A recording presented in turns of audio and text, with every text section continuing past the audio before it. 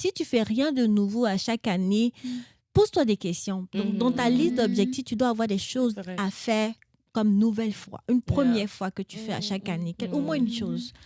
Beauté, Maïga, Hello. Bonjour. bienvenue sur Qu'est-ce qu'on mange à midi? Un podcast où on échange et discute de l'importance de nos choix dans la construction de nos vies parce que nous croyons que les décisions que nous prenons aujourd'hui vont avoir un impact sur ce que nous allons manger demain à midi, bref, sur notre vie.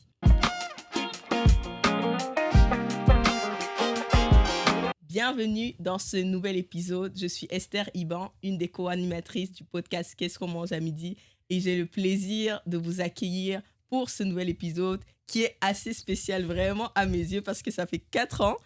Non, pas 4 ans. Oh non, 2 ans, pardon. 2 ans. Ouais, c'est juste pour vous dire à quel point ça fait longtemps, vraiment l'émotion. Ça fait 2 ans depuis qu'on n'a pas eu à tourner d'épisodes ensemble, toutes les 4. Ouais. On était 2, souvent 3, mais comme toutes les 4, ça fait 2 ans depuis qu'on a lancé le podcast. Donc, on s'est dit pourquoi pas terminer l'année 2025 tout ensemble, faire un peu le bilan et... Donc, sans plus tarder, déjà, les filles, bienvenue de retour pour celles qu'on n'a pas vues depuis longtemps. Il y a beaucoup de nouveaux qui nous ont suivis comme dans les 2 ans. Donc, si on va juste prendre le temps de se représenter brièvement pour toutes les nouvelles personnes qui nous suivent. Qui veut commencer? Moi, je peux commencer. Moi, c'est Marie-Laure Belli Poku et je travaille dans le milieu de la recherche avec les professeurs afin de les connecter avec des entreprises pour la recherche partenariat. Voilà. Notre belle reine de la Côte d'Ivoire. Yeah. C'est important. Et moi, c'est chez Hydra. Et je suis une co-animatrice aussi de Qu'est-ce qu'on mange à midi. Et je travaille aussi dans le milieu universitaire comme Marie-Laure. Et je suis agente de promotion. Okay. Et en gros, c'est ça. Hein. Qu'est-ce que je dois encore dire? Yeah, je pense qu'on va aller avec Amandla. Hein? Ah, d'accord. Allô tout le monde, de nouveau. Moi, c'est Amandla Zembiano. Puis, je suis la collègue à chez Hydra. On travaille ensemble à l'Université de Moncton. Puis, moi, je suis responsable socioculturelle et loisirs. OK, donc c'est ça pour les nouvelles personnes. Déjà, bienvenue. On est vraiment ravis que vous suiviez le podcast. Vous pouvez aussi vous présenter dans les commentaires pour nous dire d'où est-ce que vous nous suivez. Puis, quel a été peut-être votre épisode préféré de l'année? Parce qu'aujourd'hui, on va faire avec les filles le bilan. On va faire le bilan de l'année 2025 parce qu'il y a eu beaucoup de choses qui se sont passées pour le podcast en 2025, mais aussi beaucoup de choses qui se sont passées dans nos vies. Et on avait juste à cœur de partager un peu nos tips et nos astuces de comment on fait le bilan de fin d'année pour planifier la nouvelle année parce que un des épisodes sur lesquels on a eu beaucoup de retours, ça va être l'épisode où on avait parlé de la planification, la préparation des choses comme ça. Donc, on s'est dit, c'est bien comme c'est le dernier épisode de l'année, partager un peu comment on fait les bilans. Donc, 1 an, 2025, c'est une année, 10 épisodes et on est là toutes les 4. Et si on pouvait commencer, déjà, qu'est-ce qui vous a le plus manqué dans ce format à 4? Déjà. Les rires, hein, on va dire. Les rires, quand on est plusieurs, on rit beaucoup. Vous savez, on a une bonne vibe. Et en tout cas, j'aime travailler avec les filles. Fait que le travail d'équipe, je dirais, mais plus les belles femmes, là, elles vont vraiment manquer. Vous aussi. Mais plus on est nombreuses, plus on partage nos différents avis, parce que si nous sommes 4, c'est parce qu'on a des façons de voir différentes. Donc, quand nous sommes tout ensemble, ça enrichit encore plus la conversation, bien qu'à 2 ou à 3, la conversation reste toujours enrichissante. Donc, c'est un peu ce qui m'a manqué. Moi aussi, c'est la même chose. Hein. C'est ce qui m'a manqué, le fait de se retrouver là ensemble. Parce qu'on a commencé à 4 dans le salon d'Esther. Le basement. Et... Ouais, c'est ça.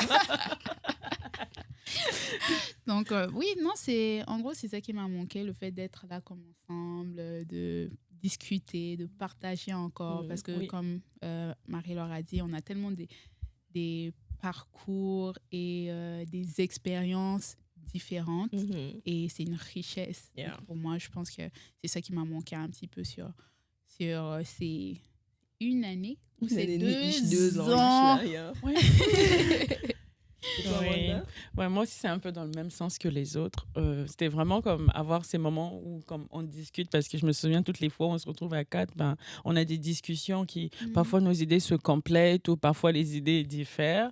Mais c'est toujours des points de vue qui enrichissent chacune de nous, en fait. Puis voir un peu comment chacune traite dans sa vie, comment elle traite dans son travail. C'est motivateur, puis c'est aussi une inspiration, en fait, pour moi. Donc, oui, savoir les moments où on discute ensemble et qu'on partage et qu'on rit, parce que oui, on rit beaucoup, comme vous avez remarqué.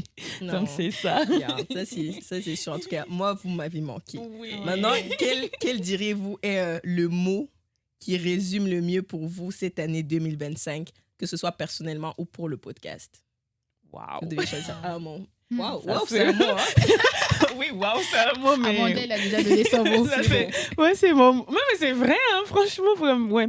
Parce que 2025, ouais, ça a commencé, reprise au travail. J'étais comme, oh, est-ce que je vais y arriver? Comme après, je venais de devenir une maman comme l'année Passé dans la d'avant. trentaine, tout Et je ça. passais dans la trentaine. Puis en même temps, retour au travail, toutes des choses. Et comme, oui, il y avait pas mal de choses à gérer. Là, j'étais comme, j'y arriver, mais je suis contente. Comme je dirais, oui. Waouh, parce que je me suis beaucoup découverte encore cette année, puis je grandis. Donc, oui, dans ce sens-là, oui. OK.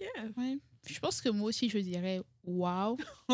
Double Wow. wow. Je Tu as vais triché dire- mon mot. Oui, mais je vais dire deux mots. Non, mais je vais dire deux mots. Non, je rigole. Waouh et challengeant. Oui. Challengeant parce que j'ai trouvé cette année-là très éprouvant parce que je suis passée par plusieurs phases quand même. Je vais peut-être pas beaucoup partager, mais je suis passée par plusieurs phases qui m'ont fait comme, je vais dire, grandir, que j'ai découvert plein de choses aussi. Parce que des fois, tu vois, quand on a l'impression que lorsqu'on vit des choses difficiles, on pense juste au malheur en arrière, mais alors qu'on gagne beaucoup de choses. Et oui, challengeant. Waouh, parce qu'il y a eu beaucoup de bonnes choses qui se sont passées pour Qu'est-ce qu'on mange à midi. On a fait beaucoup, beaucoup de bonnes choses. Oui. On a shiné, je trouve. Et là, est-ce qu'on peut s'applaudir? Oh là là. Allez. On a shiné et ça, c'est vraiment comme intéressant. Et du côté personnel, bon, comme je dis challengeant, mais aussi eu des bonnes choses parce que j'ai appris, j'ai grandi. Puis je continue à me dire, je peux le faire, je peux continuer, keep going. Oui. Voilà. Moi, je dirais pour le podcast, je dirais grand saut parce qu'on a sauté pour faire notre événement, des Exactement. collaborations et tout. On a commencé à connecter avec l'extérieur qui faisait partie de notre ligne. Et pour moi, de façon personnelle, je dirais année de grâce. C'était vraiment l'année de la grâce pour nous autres. Ouais. Oh là là. Oh, magnifique. En tout cas, tous vos mots, je me rejoins, je m'associe. Tu fais plus. Ouais. Un petit plus, je m'associe maintenant. Oui. Mais si on revient justement, on a eu 10 épisodes comme ça va faire le 10e épisode de l'année.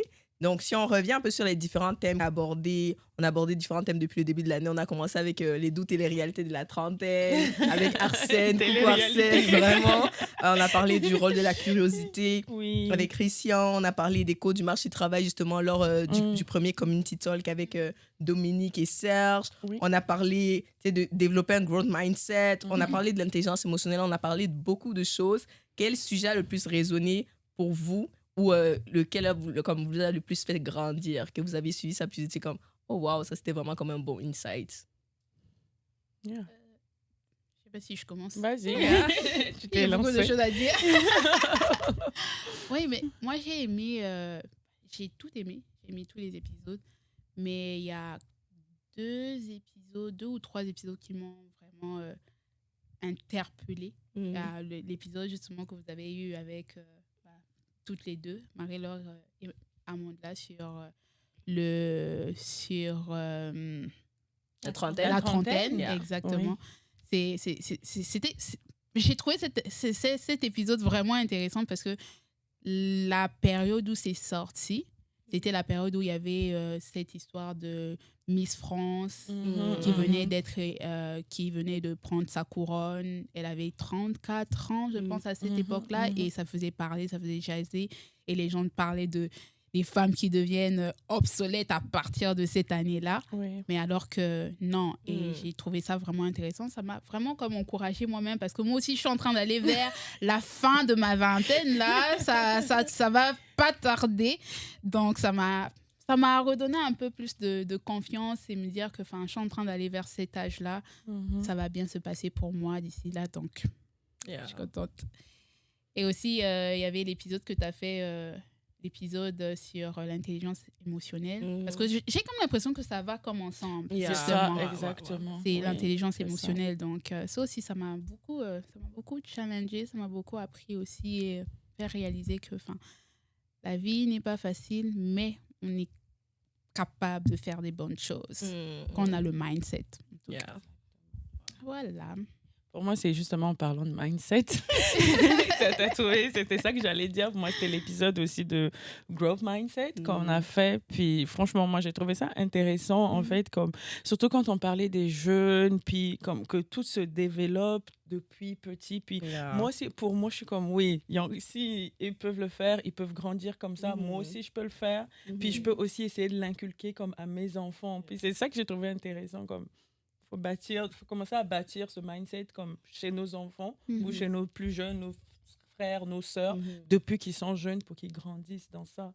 Moi, c'est vraiment cet épisode, mais j'ai aimé les autres épisodes, puis j'ai aimé voir Esther courir un peu partout pour trouver du monde et les parler de l'intelligence émotionnelle. Oh là là. Justement. Cet épisode. Puis toi, Marie-là? Et moi, je pense qu'elles ont beaucoup partagé. Elles ont presque tout dit, donc je ne vais pas m'étaler là-dessus. Je dirais à la trentaine. Puis aussi, j'ai aimé le fait qu'avec Shadrach, vous étiez dehors. Là, ça, j'ai beaucoup aimé. Oui. C'était très dynamique, en tout cas. Elles ont aimé parce qu'ils n'étaient pas avec moi. Elle a tout compris. Comment on a couru. On sait qu'il va faire ça l'année prochaine. Ouais, c'est ça. On va tirer au sort. Puis comme on a dit, justement, en parlant de... Justement, ça, c'était une première fois. Ça faisait partie de notre ligne de, comment on se dit, on veut, au-delà de juste comme ça, on voulait vraiment aussi se rapprocher de la communauté du podcast. Donc, ça a été vraiment une première fois. Et 2025, pour le podcast, je trouve que ça a été vraiment riche en première fois. Oui. On a eu le premier événement en personne. Ça, c'est quelque chose qu'on voulait faire depuis le début. Ouais, c'est vrai. Depuis le début. Mais en 2025, c'est arrivé. On a eu la première collaboration, le dernier épisode. C'était un épisode spécial en collaboration justement avec le réseau d'immigration francophone du Nouveau-Brunswick. On remercie d'ailleurs pour la confiance. On a eu également... Vous voyez pour ce nouvel épisode, nous sommes dans des nouveaux studios. C'est devenu très, très professionnel, tout ça, les amis. On annonce officiellement qu'on a signé avec Podcast NB. Round of applause. Donc, ça aussi, c'est une première fois vraiment de pouvoir aussi aller à l'extérieur du salon pour pouvoir accueillir. En tout cas, je ne dis pas plus pour l'instant. À la fin de l'épisode, restez jusqu'à la fin. On a d'autres nouvelles à vous annoncer. Et... c'est vraiment beaucoup de premières fois. Et comment est-ce qu'on voit ces premières fois-là? Quelle a été la première fois de 2025 qui vous a le plus marqué dans le podcast? Parmi toutes nos premières fois. On en a eu des premières fois. Marqué positivement. J'ai vraiment aimé la collaboration avec, tu ne l'avais pas mentionné, la soirée internationale. Ah oui, ça aussi. Là, c'était vraiment bien, dynamique et couvrir l'événement. C'est quelque chose que j'ai beaucoup aimé. Et aussi avec la radio, la diffusion, rappelez-moi. C'est-tu Rogers? Oui. Ah oui, Rogers. Ah oui, c'est vrai, j'avais oublié. T'avais oublié Rogers. Oui, on passe maintenant à la télé, c'est ça, il y avait Rogers. Vrai, et là, on lisait les contrats. On était on ne veut pas que quelque chose nous échappe. Ça aussi, c'était drôle parce qu'on lisait, on relisait, on pinpointait. On a vu qu'on est vraiment pointu là. On est vraiment pointu sur les mots. Donc, si vous avez des contrats, on va les lire. Surtout Marie-Laure aime les contrats. Donc, j'ai aimé, ça développe des nouvelles aptitudes, on apprend des nouvelles choses. Et il y a une phrase que j'ai écoutée dans un podcast qui a dit, si tu fais rien de nouveau à chaque année, pose-toi des questions. Donc, dans ta liste d'objectifs, tu dois avoir des choses à faire comme nouvelle fois, une première fois que tu fais à chaque année, au moins une chose. Donc, c'était vraiment intéressant à ce niveau-là. Moi, j'ai beaucoup aimé le community talk. Yeah. Honnêtement, j'ai vraiment aimé comme... C'est vrai, il pleuvait ce jour-là, il y avait une tempête, mais comme on était juste... C'était tellement chaleureux à l'intérieur, d'avoir vraiment comme... Honnêtement, c'était plein, il y avait du monde. Oui, voir les gens face à face, puis c'est comme, oh, on n'est pas juste là, mais...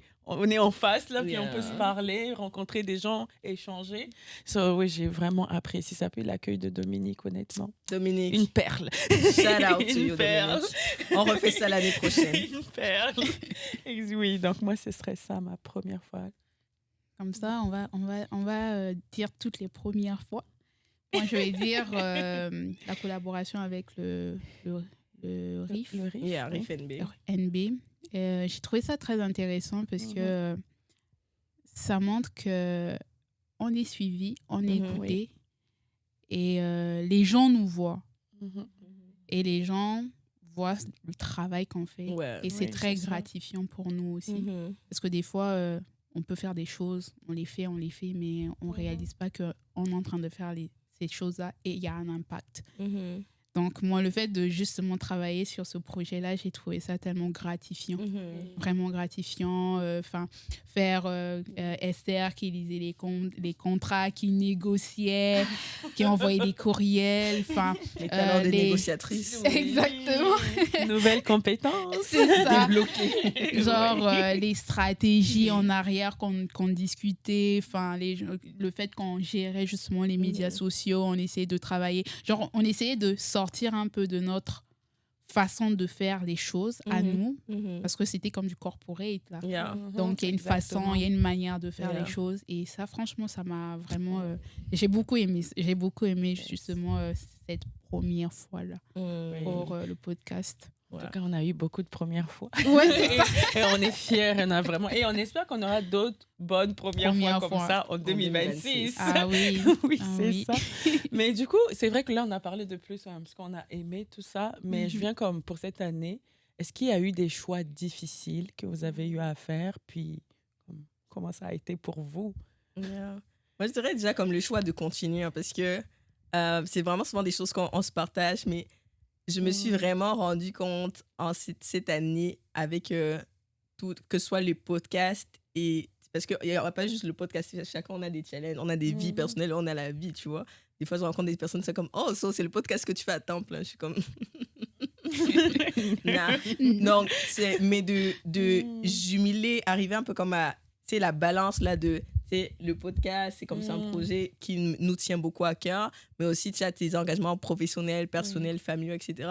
Et vraiment la balance et de continuer, ça a vraiment été un des choix durant cette année parce que il y a des fois c'était juste comme wow, comment je vais faire, j'ai juste envie de stop everything, mais de pouvoir comme travailler ensemble, être avec vous, c'est comme combien de fois dans le groupe on a écrit, tu sais, comme l'une a pu écrire comme oh, je suis pas disponible pour faire ça. Est-ce que quelqu'un peut comme me remplacer? Donc, je dirais vraiment le choix de continuer, le choix de persévérer. Parce que même lorsque, par exemple, il y a des épreuves, même lorsque l'année n'a pas été, je vais pas dire toute rose parce que moi, le jaune, c'est ma couleur préférée. Elle n'a pas été toute jaune. L'année n'a pas été toute jaune.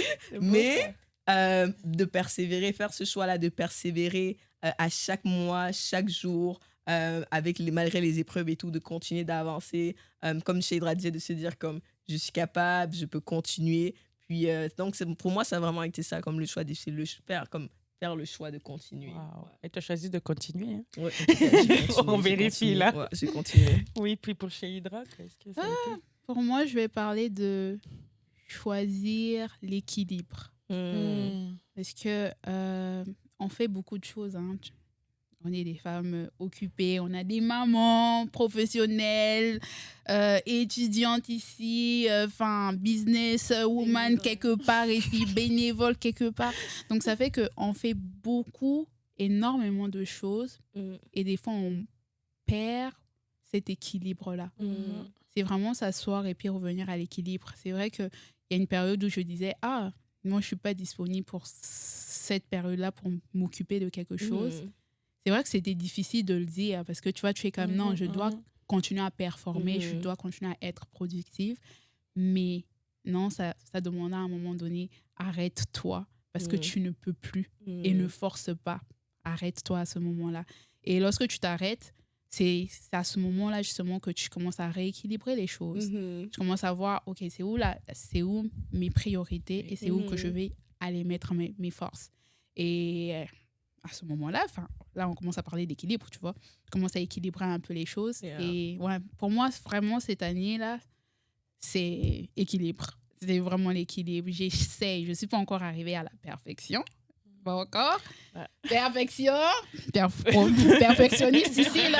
Est-ce qu'il y a quelqu'un qui m'entend? J'ai fait le choix de laisser aussi. De laisser le perfectionnisme quand même. Wow. Mais oui, c'est l'équilibre, là. C'est important, l'équilibre. Oui. Puis la perfection, au fur et à mesure, on s'améliore, on marche vers ça. C'est pas une fin en soi. Exactement. Tu t'essayes, tu essaies. Aujourd'hui, tu essaies de plus... Bon, j'ai aussi pris... comment on appelle ça? J'ai fait aussi le choix de plus dormir. Ah, c'est bien. Meilleure décision. De plus dormir. C'est vrai que c'est pas facile parce que tu pousses un peu, mais j'essaye et je trouve que ça me fait du bien et je pense que ça prend aussi de ça. Parce que c'est vrai qu'il y a une période où tu dois performer, mais aussi une période où tu dois te reposer. Il y a un temps pour tout, quoi. Oui, il y a un temps exactement. pour tout. Pour être performant et pour être excellent. Pas forcément excellent en mode comme on pense, c'est le 100% revient encore sur l'épisode du perfectionniste. C'est un bel épisode à aller regarder ça. Exactement. Mais c'est l'excellence à ton niveau et l'excellence le jour là où tu es en train de performer. Donc, voilà. C'est bon, intéressant. Et toi, Marie-Laure? Moi, je peux passer mon tour. Non. Justement, voici un choix difficile à faire. Un choix difficile, je dirais, c'est un peu la même chose. Hein. C'est d'accepter qu'on est une équipe. Moi, arrivé un moment aussi abandonné parce que je me suis dit, je sens pas que je donne ce que je dois donner aux filles. Je trouve qu'elles donnent plus que moi. Un peu la culpabilité de profiter un peu de ce qu'ils aiment, mais comme si tu n'as rien donné à cette période-là. Donc, c'était difficile, je dirais. Voulu abandonner pour dire, finalement, ma présence est égale à mon absence. Et donc, oui, c'était difficile, je dirais. Merci à mon mari qui est tout le temps là pour me coacher, pour me ramener sur la ligne. Là. Donc, c'est un peu ça. Puis merci aux filles aussi de supporter ces genres de périodes où on est souvent absente, où on n'a pas notre 100%, comme tu mentionnes. Et puis, ouais, c'est ça, c'est difficile d'accepter que, OK, je ne peux rien faire présentement. Il y a plein de succès que je célèbre. Peut-être que c'est pas mes succès entre griffes là, mais c'est des mauvaises pensées, je dirais, parce que c'est pas la vérité. Totalement. C'est une perception qu'on a de ce qui est, mais dans le fond, on participe. Oui, veut pas, bien on sûr. participe. Et c'est comme je mentionnais la question de la saison. Parce qu'on est tous à des saisons de la vie différentes, où il y a une saison où tu dois prendre comme le temps, toi, de te bâtir ou de bâtir, parce que, on le dit là, je ne sais pas si je peux le dire, mais tu as 2 enfants. C'est ça. Donc, c'est une nouvelle maman qui est là. Tu es une nouvelle maman et tu prends ce temps-là pour prendre soin de tes enfants. Et nous, on le sait. On sait que tu es en train de le faire. Et pour moi, franchement, je vais le dire, pour moi, ça me fait même plaisir de savoir ça, que de te dire, non, tu vas venir là, tu es en train de te forcer, tu es en train de faire quelque chose. Et il y a un petit bonhomme là-bas qui est en train de se plaindre, même s'il ne se plaint pas, c'est un bébé, mais qui se plaint qu'il y a quelqu'un qui prend de son temps, tu vois. Donc pour moi, tu es en train de contribuer quand même dans l'équipe. C'est juste la saison-là, tu n'es pas là. Et ça arrive à toutes les 4. Là. Il y a des moments où on est comme, non, on ne peut pas le faire. J'ai quelque chose de prévu, j'ai un gros projet sur lequel je travaille, je veux focaliser sur ça. Ce n'est pas que je vous abandonne, je suis là. Si je peux aider, j'aide, tu vois. Donc pour moi, je me dis, c'est difficile de dire non à la culpabilité. C'est ça. Oui, c'est ça. Effectivement. Exactement. On va parler de la culpabilité. C'est vrai. Je pense qu'un des épisodes de l'année, là, on va en parler. C'est un bon sujet. Effectivement, parce que ça, c'est vraiment un topic qui range souvent. Culpabilité de ne pas être une bonne mère, culpabilité de ne pas faire ce qu'il faut, culpabilité de ne pas faire ça. Assez. Tu te dis toujours ça, en fait. Surtout quand plus tu as le souci de la personne Yeah. que des autres ou de ce que tu fais, plus tu as l'impression que ça peut t'emmener vers une Yeah. culpabilité plus grande, en fait. Mhm. Ça, c'est un thème pour la prochaine fois, là. 2026. 2026, ça commence bien. Waouh. Mais moi, par exemple, je prends un exemple pour moi. Moi, en 2025, par exemple, j'ai fait un choix libérateur. Très libérateur. Pourquoi? Bon, j'en ai fait plusieurs. Mais bon, lui, là, il était bien. C'est de décider, oui, ça paraît bénin comme ça, mais de dormir tôt. Comme honnêtement, décider de dormir tôt. Parce qu'avant, je devais me lever tôt, mais je ne dormais pas tôt. Ça fait que, à un moment, le corps reste le corps, puis ça devient vraiment, tu le sens là. Mais comme j'ai décidé cette année, j'étais comme, OK, un peu forcée par mon mari, mais j'ai décidé de dormir comme plus tôt, comme 21 heures. Avant, je dormais à minuit. Vous voyez? Puis comme quand je me lève, je suis plus en forme, j'ai plus le temps de faire certaines choses. C'est comme, j'ai vu dans une personne qui partageait en fait dans un podcast que, en fait, si tu veux avoir des bons matins, commence par maîtriser ta nuit. C'est-à-dire avant, tout ce qui se passe avant de dormir. Parce que si tu maîtrises ça, tu pourras mieux maîtriser ton matin. Parce que des fois, par exemple, moi, je veux avoir plus de temps pour prier le matin. Mais si j'ai pas bien dormi, ça fait que je suis fatiguée, même quand je me lève, l'énergie est pas là. Mais c'est comment ça s'est passé hier soir, en fait. Tout à fait. Donc, moi, ça, c'était mon choix libérateur. On est en train de faire le bilan, on parle de bilan, on parle des bonnes choses qu'on a faites tout au long de l'année. Est-ce que vous avez quelque chose que vous avez fait qui vous rend fier, que vous dites que bravo, je l'ai fait, good job. C'est sûr qu'il y aurait beaucoup de choses à dire. Il y aurait beaucoup de choses à dire, mais non, donc à 2025 vraiment. C'est à un moment donné, je regardais même ma galerie et j'étais retombée sur les photos du community tour, puis j'étais comme wow, c'était toujours cette année. Tu vois, c'est ça. Ça avait l'air tellement loin. Oui, moi aussi. Dans ma tête, ça avait l'air tellement loin, mais aussi. c'était comme wow, c'était 2025. Oui. Mais s'il y a quelque chose que j'ai vraiment fait cette année et que je suis vraiment fière de moi, c'est d'avoir comme lancé mon entreprise. Comme cette année, oui, les amis. Oui. C'est quoi le nom de l'entreprise? Comme vie. Petit placement de produits pour vous. Faudrait que tu nous en parles. C'est ça. Non, 2026, on arrive. Donc, c'est ça. En 2025, j'ai fait la transition du salariat à l'entrepreneuriat. Donc, je me suis mis à temps plein comme consultante en marketing et gestion de projets et d'événements. Et c'est vraiment, comme je disais, c'était vraiment quelque chose d'assez challengeant parce qu'au début, tu te dis, tu fais beaucoup de calculs, comment ça va être et tout. Mais ça fait déjà 4 mois, depuis l'été, et vraiment, je ne regrette pas. Je me dis, waouh, est-ce que c'est dur? Oui. Est-ce que des fois, je dors hyper tard? Oui. Mais tout ce que j'apprends, et comme tu dis, tu te découvres à quel point tu pouvais te dépasser toi-même, puisque toi, tu es capable de faire. Puis, c'est vraiment un choix comme assez libérateur de 2025, en tout cas pour moi, ouais. Wow. Magnifique. Ça, très belle fierté. C'est de belles choses. Mm-hmm. Marie-Laure, j'ai l'impression que tu veux nous dire quelque chose. Un choix libérateur, c'est de donner moins.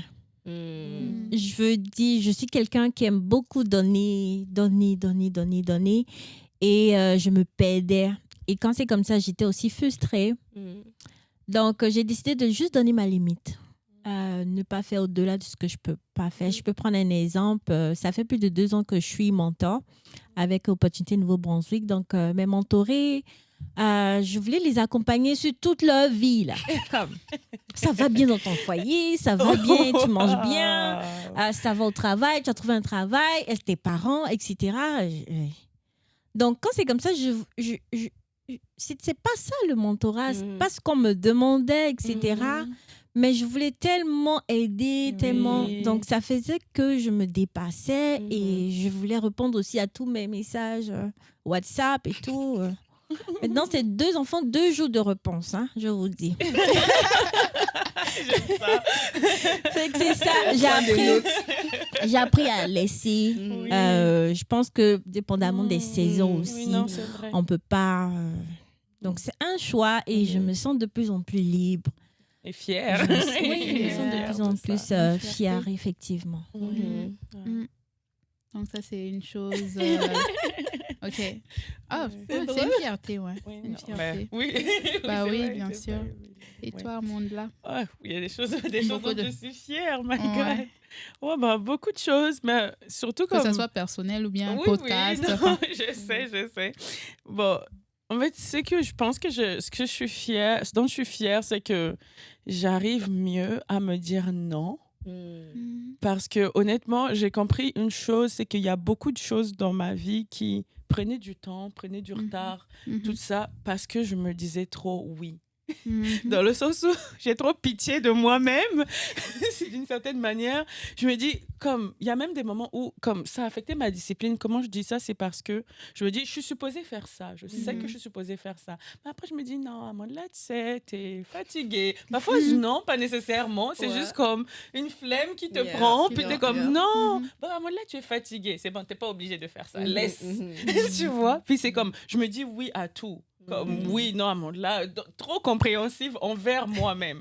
C'est drôle parce que oui, il faut l'être, c'est important de prendre soin, de regarder ses limites, de prendre tout ça en considération, mais des fois, il faut aussi être strict et ferme envers soi-même. Totalement. Parce que sinon, ce sera difficile d'avoir les choses parce qu'on aura toujours des raisons, toujours des excuses, toujours des choses, on pourra toujours se justifier, mais du coup, ça fait qu'il faut apprendre à être aussi ferme envers soi parce qu'il y a parfois du monde qui est plus facile d'être ferme envers les autres, mais envers soi, c'est difficile. C'est l'inverse aussi, ils sont plus stricts envers eux. Mais c'est vraiment trouver l'équilibre dans ce moment-là, puis que ça nous aide aussi pour nos relations avec les autres. Donc, c'est ça ma fierté de cette année. Non, mais c'est tellement gratifiant d'entendre ça, d'entendre que vous avez accompli beaucoup de choses, vous avez eu beaucoup de succès tout au long de cette année. Là, on parle de bilan. Il y a des conseils qu'on peut partager avec notre communauté, les gens qui nous suivent. Parce que c'est vrai que c'est un épisode où on parle de nos succès, on fait le retour sur nos succès à nous, le succès de qu'est-ce qu'on mange à midi, mais les apprentissages, mais il faut aussi qu'on puisse redonner, parce que c'est ça le but de notre podcast, c'est redonner, aider. Donc, est-ce que vous avez des conseils sur comment faire comme un bilan de fin d'année, un bilan de sa vie pour bien commencer l'année? Est-ce que vous avez des conseils que vous pouvez partager avec parce que Marie-Laure, c'est là. Je parle, personne ne parle après moi. Le conseil, s'il te plaît. Le conseil que je peux donner, c'est vrai qu'on parle des bonnes choses et tout, mais vraiment relever ses échecs et puis écrire les leçons qu'on a apprises de nos échecs. Exactement. Ça, c'est très, très important. Parce qu'un échec sans avoir appris de leçons, ça ne sert à rien. Donc, les échecs viennent pour nous apprendre des leçons. Donc, juste notez vos échecs et puis tirez des leçons. Écrivez. Un peu ça, Du coup, c'est un type par personne. Oui, comme ça, on va sortir là avec au moins 4. Moi, mon type, ce serait de pas faire le bilan de la fin de l'année à la fin de l'année. Parce que des fois, on attend beaucoup. 31 décembre, c'est là que je commence à faire. Mais il y a la fête, il y a ceci, il y a cela. On n'est peut-être même pas concentré. Ou parfois, c'est des temps en famille. On a une petite fenêtre de temps seul, on griffonne quelque chose de vite fait, puis là on fait résolution. Puis on fait parfois des résolutions qu'on sait que parfois on va pas atteindre, mais parce que sur le moment, est-ce qu'on s'est vraiment assis pour réfléchir vraiment à est-ce que ce que je fais est réaliste? Tu vois? Moi je dis, pour nous, de notre côté, on commence notre bilan un peu plus tôt, comme en novembre. Puis après, ça dépend aussi de toi. Ça peut être début décembre, tout ça, mais éviter vraiment les temps des fêtes pour faire son bilan. Parce que là, ça brouille tout ton esprit, là. Puis après, donc, tu fais ton bilan en novembre, commence à mettre en application tes choses. Attends pas, je vais attendre janvier, le 1er janvier 2026 pour mettre en application. Non. Non. Commence maintenant, parce que si tu as pris le temps de t'asseoir, tu as réfléchi, tu as vu que je dois changer ça, améliorer ça, faire ceci, comme dit Marie-Laure, j'ai relevé de mes échecs, mais qu'est-ce que je peux commencer à faire maintenant? Parce que là, je suis déjà dans le mindset de je veux changer. Je veux pousse le mindset. Tu es déjà dans tu vois, le Prépare feu, le il est plan là. de Exactement. 2026, Sur les 2025. va déjà. Va progressivement, commence en Yeah. fait. Même des petites actions, des petites choses, mais commence-les maintenant. Mhm. N'attends pas 1er janvier 2026, quoi. Non. Ça, c'est ça. C'est tellement mon vrai ce petit- que tu dis. Juste pour rebondir là-dessus, moi, c'est vraiment quelque chose que j'ai implémenté cette année, par exemple, comme je faisais des bilans mensuels. Oui. Je faisais des bilans mensuels, donc du coup, ça me donnait plus de largesse pour m'ajuster. Oui. C'est comme à la fin du Mhm. mois, je m'assure comme, OK, Esther, comme ce mois ici, voilà, t'as eu des difficultés peut-être à gérer ton temps, t'as plus subi, etc. Donc le mois prochain, ça fait que je m'adaptais au fur et à mesure. Exactement. Et là, quand je vais me poser là, moi, personnellement, un des tips que j'aime beaucoup, c'est avoir, comme tu dis, ne pas être dans le rush, mais généralement, à la fin de l'année, comme en décembre, généralement, avant que la période crazy ne commence, je me prends des jours de retraite personnelle. Exactement. Juste, je me retire. Les filles me savent, comme je fais ça au moins 2 fois par année où je dis comme, je ne serai pas disponible, ne m'appelez pas, ne m'écrivez pas, je ne vais pas répondre. Ou juste, je prends du temps personnel pour juste faire le retour. Et étant donné que j'ai déjà écrit mes bilans du mois, je vais juste retourner dessus, voir comme, OK, tu sais, janvier, j'avais écrit ça. Février, j'avais écrit ça. En fonction des objectifs aussi que je m'étais mis. Et quelque chose que j'avais fait cette année, par exemple, au lieu de faire juste des objectifs annuels, j'en avais parlé avec une de mes cousines qui est comme un peu comme mon partenaire de redevabilité. C'était d'écrire des objectifs par trimestre. Et du coup, ça fait que quand je faisais mes objectifs mensuels, je faisais aussi une évaluation, un bilan trimestriel. Et donc, j'ajustais en fonction de ça et j'évoluais. Donc là, quand je vais m'asseoir dans mon temps de retraite, je vais faire plutôt comme une genre réévaluation de tous ces différents trimestres à la lumière de ce que j'ai écrit. Et c'est ça qui va constituer mon bilan au lieu de commencer à réfléchir dans ma tête tout ce que j'ai fait depuis janvier. Oui, ça peut être fort. Tu vois, c'est parce que vrai. là, il y a des trucs que tu as oubliés, tu te Oui, souviens non, plus. c'est Pour vrai. moi, c'est vraiment un tip que je dirais aux gens, comme pendant que là, tu es en train de... Déjà, comme c'est une façon de faire le bilan, mais pour planifier même l'année 2026, de comme avoir des objectifs trimestriels et aussi prendre le temps de s'arrêter pour faire des bilans par saison, comme un bilan à la fin du mois, un bilan à la fin du trimestre, parce que ça te permet de t'ajuster. Parce que des fois, on arrive à la fin de l'année, puis on est frustré, comme « Oh, j'ai pas pu faire tel objectif », mais comme ça avait l'air tellement loin, parce que des fois, tu te dis, comme tu dis, j'ai le temps. Non, il y a encore, je me suis dit, c'est annuel, donc si je le fais pas en janvier, je peux le faire en mars, après ça devient décembre, et puis l'année est finie. Mais si je sais que j'ai mis premier trimestre de l'année, je veux faire ça. Juste pour la petite anecdote, je me voyais pas forcément me mettre à temps plein dans l'entrepreneuriat cette année, mais j'avais un de mes objectifs que j'avais écrit et je pense que je voulais persister au moins d'enregistrer mon entreprise parce que je commençais à avoir des contrats que je faisais comme on the side et je m'étais dit ok, faut formaliser ça quand même, mais c'était pas pour faire le saut. Mais là j'ai réalisé en regardant ça, j'étais comme wow, tu vois, tu l'as mis et ça s'est accompli et même plus que ce que toi tu avais planifié. Et donc juste, je pense qu'avoir ce genre d'objectif-là, ça te donne le cap et ça te permet d'ajuster justement en fonction des différents trimestres, des différentes périodes de l'année. Donc, c'est ça que moi, je pourrais partager. En fait, tu fais comme une entreprise, quoi. Tu as long terme, court c'est terme. ça. Tu as différents termes. C'est ça, la période fiscale. Oui, c'est ça. C'est ça. Donc, quand vous regardez, par exemple, quand vous finissez de faire votre bilan, Oui. comment est-ce que vous passez maintenant la phase de planification? Là, je vais prendre juste une seule réponse, les filles. Wow. J'ai l'impression que c'est qui Ah, va dire. Oh, elle est tombée sur moi. Non, je plaisante. Si vous pouvez, Je si vous rigole, voulez je insister rigole. à participer, Parce que vous quelqu'un veut pouvez. répondre, moi, Oui, je oui. laisserai la La parole. personne, oui. Parce que Je plaisante. Je pense que Chédra n'a pas beaucoup parlé sur les Sur bilans. le bilan. C'est ça. Comment est-ce que tu planifies maintenant après avoir fait ton bilan? Le bilan. Mhm. Ah, ok. Non, ça c'est intéressant. C'est Oui. intéressant parce que c'est la partie des fois qui est difficile C'est pour ça. les personnes. Ouais. Comme on dit, on arrive dans la nouvelle année. On se dit, on a beaucoup d'objectifs, beaucoup de choses et on se dit, non, on va le faire. Et on arrive au 31 décembre, on se rend compte que rien ne s'est fait. Et pour la planification, moi, de mon côté, c'est drôle parce que les filles, vous avez comme abordé un peu comment je fonctionne.